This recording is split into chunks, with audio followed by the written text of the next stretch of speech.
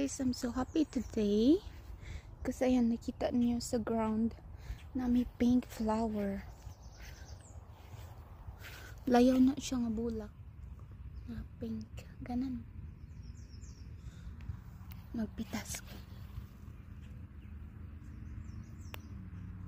magba there.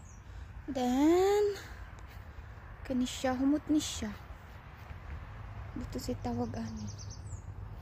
Tapos ang akong rose, first time pinakauna nga rose nga nagbukad kanan ang di lang gana siya nga rose ug humot pod, ang di lang nako ganahan niya is daghanay siya tentacles pa, daghan siya tunok munay nakamaot niya. So kani siya ni bukad na og naa siya this one near na pud na siya mubukad na palayo ta sama ni uy focus butang nako ni siya diri.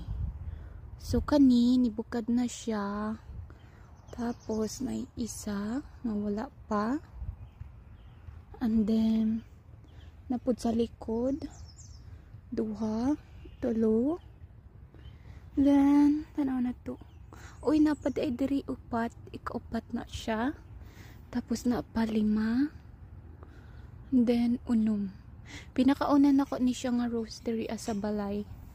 So excited na ko sa uban nga magbukad. Nice siya.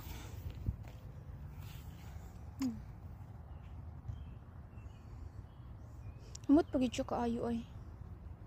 It smells good, the rose. So nice, very pretty flower. Magnaong na ta.